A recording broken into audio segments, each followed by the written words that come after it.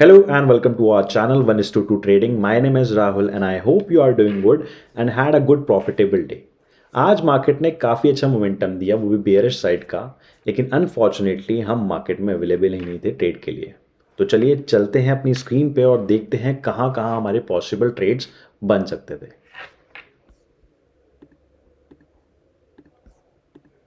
Okay, here we are on our screen.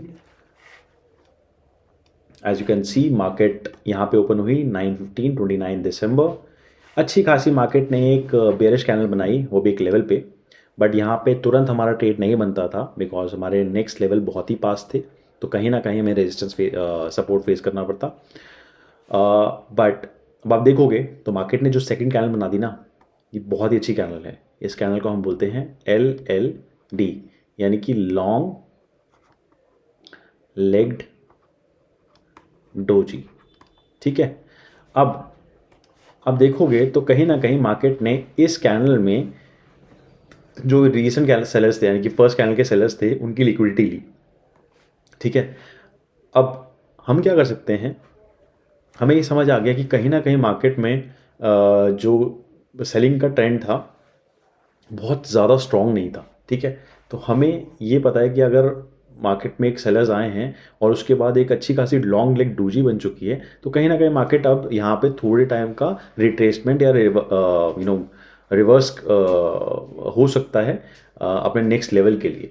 तो जैसे ही इसका हाई ब्रेक होगा हम अपनी एंट्री प्लान कर सकते हैं और नेक्स्ट सेलिंग जोन जहाँ पे हमारे लास्ट सेलर्स आए थे, और लास्ट सेलर ऑब्वियसली हम बात करें 26 दिसंबर की, बिकॉज उससे पहले छुट्टी थी। तो 26 दिसंबर में जो हमारी लास्ट सेलिंग जोन बनी थी, वहाँ पे जो सेलर्स आए थे हम वहाँ तक के लिए उनको प्लान कर सकते हैं। तो अगर मैं आपको यहाँ पे प्लॉट करके दिखाऊं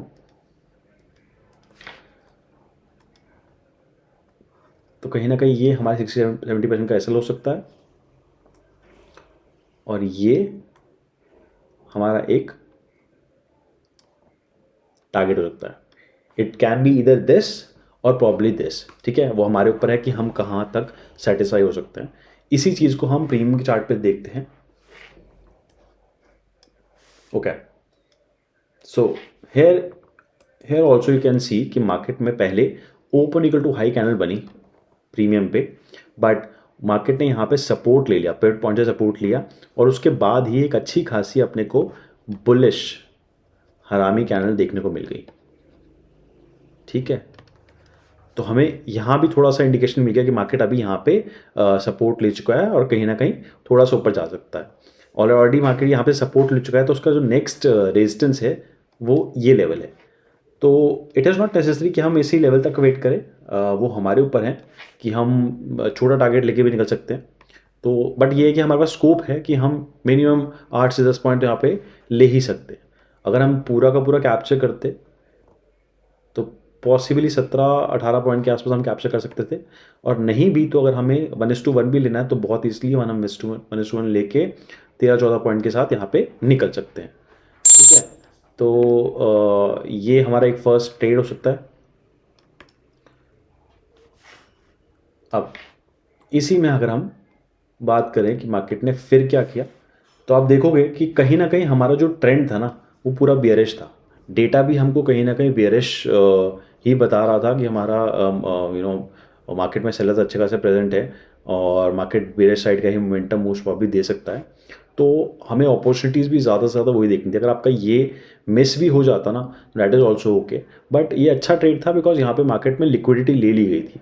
तो आप जब मार्केट में लिक्विडिटी ले ली जाए तो आप ऑपोजिट साइड के लिए एक गुड ट्रेड को देख सकते हो।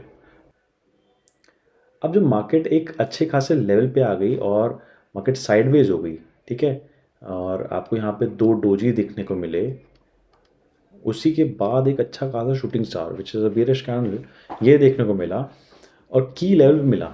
और सबसे बड़ी बात आपको पता है कि यहाँ पे जो ट्रेंड है आपका वो कहीं ना कहीं बेयरिश है।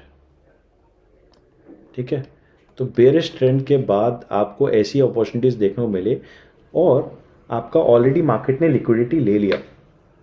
फर्स्ट कैंडल जब एक सेलर कैंडल बनी, मार्केट ने उसकी लिक्विडिटी ले ली और फिर ये कैंडल्स बनाई, तो आप कहीं ना कहीं डायरेक्टली इन ट्रेड में एंटर कर सकते हो और अपना एसएल छोटा रख के आप अपनी ट्रेड को प्लान कर सकते हो।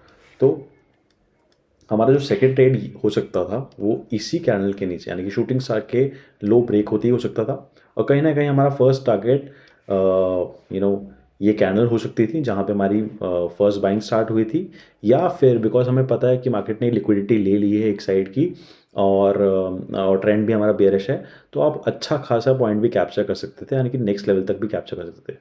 But it is completely fine because starting में it is important to be right maximum times, because वो आपके कॉन्फिडेंस को ज़्यादा बूस्ट करेगा। तो कहीं ना कहीं आप छोटे पॉइंट्स को भी कैप्चर करके यहाँ पे ट्रेड को एग्जिट कर सकते हो। अब इसी को हम देखते हैं अपने पीएम के चार्ट पे, ठीक है। Okay, so this is a premium chart. अब आप यहाँ पे देखोगे कि मार्केट ने इतना बड़ा आप देखोगे तो फर्स्ट कैंडल में आपको बाइंग दिख रही है, बाइंग दिख रही है, फिर ये जो कैंडल बनी ये एक सपोर्ट एरिया के आसपास बनी आके, और इसने इस कैंडल ने इन सबका लिक्विडिटी लिया, और फिर आप देखोगे तो दो कैंडल ऐसी बनी जो प्रीमियम भी बनी थी, डोजी कैंडल, और उसके बाद थर्ड कैंडल आपको यहाँ पर देखने को मिली हैमर, जो कि आपको इंडेक्स में देखने को मिली थी शूटिंग स्टार। अब जैसे ही हैमर का हाइक ब्रेक हुआ आपकी एंट्री हो जाएगी, और आप तीन तरीके से टारगेट को प्लान कर सकते हो, क्योंकि आपको दिख भी रहा होगा यहाँ पे, आपको यहाँ पे एक लेवल दिख रहा है जहाँ से सपोर्ट लिया, फिर नेक्स्ट लेवल दिख रहा है जहाँ तक मार्केट जा सकता है, या तो वहाँ तक के लिए प्लान कर सकते हो सिंपली, या आप प्लान कर सकते हो सिंपली 1:1 कि आपने जितना रिस्क लिया उतना ही आपको मिल जाए, रिवॉर्ड मिल जाए, या फिर आप लास्ट सेलिंग कैंडल तक देख सकते हो, ये आपकी लास्ट सेलिंग कैंडल थी, या और लास्ट सेलिंग कैंडल के आसपास ही 200 ईएमए भी आ रही है, तो वो भी एक तरीके से आपको एक रेजिस्टेंस शो कर रही है। तो मोस्ट प्रॉब्ली आपके कुछ 10 से 15 से 20 के टारगेट प्लान हो सकते थे। It is completely up to you कि आप कितना ज़्यादा श्योर हो ट्रेड के बारे में। अब आप जब देखोगे मार्केट ने आपकी ट्रेड के बाद ही मार्केट ने एक और लेवल को pierce कर दिया, इनफैक्ट दो लेवल को pierce कर दिया, दो लेवल का टारगेट दे दिया, तो obviously you can't do much about anything. तो अब जब आप देखोगे मार्केट ने आपके ट्रेड के बाद ऑलरेडी दो लेवल का टारगेट दे दिया, तो ऑब्वियसली आप इससे कुछ नहीं कर सकते। अब आप सिर्फ वेट करोगे कि आपको नेक्स्ट अपॉर्चुनिटी कब मिल सकती है, और थोड़ा टाइम वेट करने के बाद ही आपको कहीं ना कहीं दिख जाएगा कि मार्केट में अभी भी सेलिंग कैंडल ज़्यादा बन रही है, और मुझे यहाँ पे कहीं ना कहीं दिख रहा है कि 2-3 कैंडल के बाद ही ये कैंडल बनी जिसने इस पर्टिकुलर लेवल का भी ब्रेकडाउन दे दिया। और तो जब ये ब्रेकडाउन दिया तो मुझे बस ये देखना है कि कहीं ना कहीं मुझे छोटे एसएल के साथ मेरे को कोई अपॉर्चुनिटी यहाँ पे मिल रही है नेक्स्ट लेवल के लिए या नहीं। तो मैं प्रीमियम में जाऊँगा और मैं प्रीमियम को मैं चेक करूँगा सेम सिनेरियो के लिए। तो अब मुझे पता है कि यहाँ पे दिस इज 10-15 वाली कैंडल, मैं यहाँ पे प्रीमियम में जाके इस अपॉर्चुनिटी को देखूँगा। 10-15 ये वाली कैंडल है, इसके बाद एक सेलिंग कैंडल बनी, फिर ये कैंडल बनी, इस कैंडल को हम बोलते हैं बुलिश हरामी। बट हमें पता है कि रीसेंट यहाँ पे एक बहुत क्लोजेस्ट रेजिस्टेंस है, तो मैं अभी ट्रेड को प्लान नहीं कर सकता, तो मैं अभी वेट करूँगा। सी आपको ना दोनों चीज़ सिंक में लेके चलनी पड़ेगी, प्रीमियम के चार्ट्स को भी वो चाहे आप किसी भी तरीके से देखो। मैं इन इंडिकेटर्स का यूज़ करके और अपने लेवल्स का यूज़ करके मैं दोनों को सिंक में करता हूँ, और तब मैं ट्रेड को प्लान करता हूँ ताकि मेरी एक्यूरेसी मैक्सिमम हो पाए और मेरे चांसेस ऑफ एसएल थोड़े कम हो जाए, ठीक है। तो अब मुझे पता है कि यहाँ पे यार रेजिस्टेंस भी बहुत पास है, तो मोस्ट प्रॉब्ली हो सकता है यहाँ पे रिवर्सल भी ले ले ट्रेड। तो इसीलिए मैं सिर्फ यही देखूँगा कि मुझे सेम चीज़ प्रीमियम पे भी सिंक होके मिल रही है या नहीं मिल रही। अब देखोगे ये यहाँ पे मुझे अपॉर्चुनिटी मिली 10:40 में, जो कैंडल थी इसने इस पर्टिकुलर की लेवल का यानी कि सपोर्ट पिवट पॉइंट का पियर्सिंग दे दी। यही सेम चीज़ मैं अगर वहाँ पे जाके देखता हूँ अपने इंडेक्स के चार्ट पे, तो मुझे क्या दिखता है 10:40 वाली कैंडल। तो देखो आप 10:40 पे भी हमें दिख रहा है कि मार्केट ने ऑलरेडी इस लेवल का ब्रेकडाउन दे दिया है, तो मुझे बस नेक्स्ट लेवल के लिए एक छोटी सी अपॉर्चुनिटी चाहिए, छोटे से एसएल के साथ एक अपॉर्चुनिटी चाहिए जहाँ पे मैं नेक्स्ट लेवल के लिए ट्रेड को प्लान कर सकूँ। अब यही अपॉर्चुनिटी मुझे यहाँ पे भी देखने को मिल रही है प्रीमियम में भी। आप देखोगे इसने पियर्स किया, उसके बाद मुझे दो बेरिश कैंडल दिखी, बट उन दो बेरिश कैंडल के बाद ही मुझे एक अच्छा खासा हैमर दिख गया। तो मुझे पता है कि हैमर है और ऑलरेडी लेवल का ब्रेकआउट हो गया था, तो कहीं ना कहीं मैं एक छोटे एसएल के साथ इस पर्टिकुलर ट्रेड में घुस सकता हूँ अपने नेक्स्ट लेवल के लिए।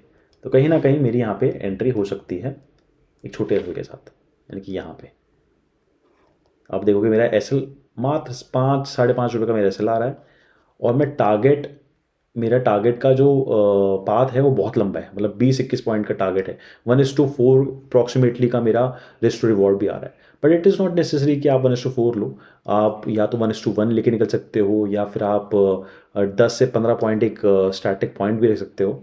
तो कहीं ना कहीं, और क्योंकि आपका स्कोप है 20 पॉइंट का स्कोप है, आप 20 में से 15 रखो, 10 रखो, आप कितने भी पॉइंट्स यहाँ पे लेके निकल सकते हो। तो यहाँ भी आपको अप्रॉक्सीमेटली 20 पॉइंट्स प्रीमियम मिल गए। सेम चीज़ मैं यहाँ भी प्लॉट कर देता हूँ। ऑल दो अगर हम देखेंगे तो हमारा ये भी ट्रेड बहुत अच्छे तरीके से एग्जीक्यूट हो सकता था, ये वाला ट्रेड अगर हम देखें, ठीक है। बट सिंस हमें सिंक नहीं मिला प्रीमियम में, तो हमने इस ट्रेड को एग्जीक्यूट नहीं किया, ठीक है, नहीं ये ट्रेड भी हमारा हो सकता था। एनीवे, तो हम इस ट्रेड पे घुसे और कहीं ना कहीं हम अच्छा खासा टारगेट लेके निकले। अब आप देखोगे तो मार्केट ने दोबारा से आपको एक लेवल का ब्रेक डाउन दिया, लेवल का ब्रेक डाउन दिया, वो भी अच्छी खासी बेरिश कैंडल से, यानी कि open equal to high candle से इस पर्टिकुलर लेवल का ब्रेक डाउन दिया। अब यहाँ पे भी आप यही देखोगे कि आपको कोई ऐसी अपॉर्चुनिटी मिले जहाँ पे आपको छोटा एसएल हो और आपका रिस्ट जो रिवॉर्ड हो अच्छा खासा हो, ठीक है। तो हमें ही पता है कि यहाँ पे अगर मार्केट ने ब्रेकडाउन दे दिया तो हमारा लेवल भी काफ़ी दूर है, हमें यहाँ पे बहुत ईजिली 15-20 पॉइंट मिल सकते हैं।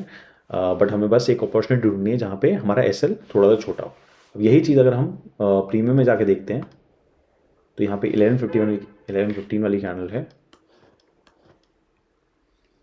11:15, ओके। तो ये 11:15 वाली कैंडल है, दिस वन, ठीक है। लेकिन अब हमें क्या पता है, मार्केट ने 11:15 वाली कैंडल में आप देखोगे तो ये पर्टिकुलर लेवल का पिवट का ब्रेकडाउन तो हो गया, बट यहाँ पे विक्स भी आ रही है, ठीक है। तो मार्केट इतनी ईजिली तो डायरेक्टली ऊपर नहीं जाएगा, कहीं ना कहीं रिट्रेसमेंट लेगा, ठीक है। तो अब आपको यहाँ पे यही देखना है कि आपका एक छोटा एसएल कहाँ बन सकता है, ठीक है।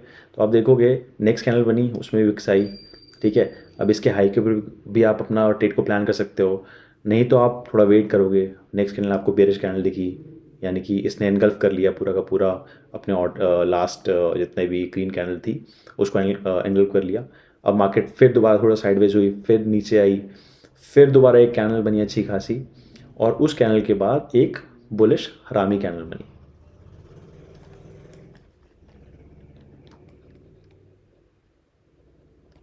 ठीक है।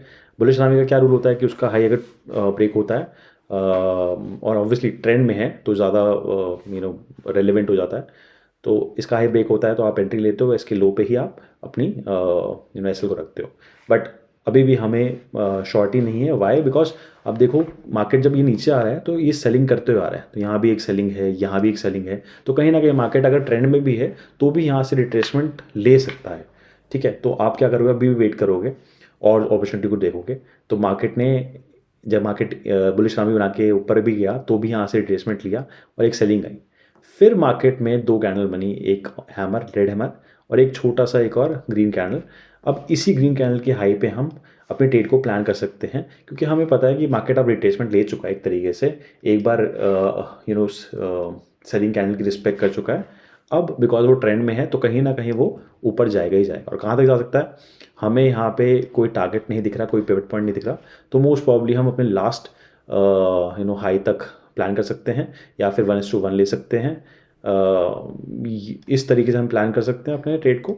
या फिर हमें पता है कि ट्रेंड पूरा का पूरा नेगेटिव है, तो हो सकता है हम अच्छा खासा पॉइंट भी दे दें, एंड ऑलरेडी हम अपनी ट्रेड्स में पॉजिटिव बैठे हुए हैं, तो कहीं ना कहीं हम ये छोटे 5-6 पॉइंट के एसएल का रिस्क लेके चल सकते हैं, ठीक है। तो ये आपके ऊपर है कि आप किस तरीके से अपने रिस्क को, अपने मनी को मैनेज करते हो हर पर्टिकुलर ट्रेड में, ठीक है। तो मेरे हिसाब से अगर मैं होता तो मैं मोस्ट प्रॉब्ली यहाँ पे इसी हाइट तक का एक टारगेट लेके चलता, एक छोटा सा टारगेट। तो ये हमारा एक ट्रेड होता विच इज़ 12:15 वाली कैंडल, यहाँ भी प्लॉट कर देते हैं 1215 ये है, ठीक है। तो यहाँ अपना एक एंट्री होती और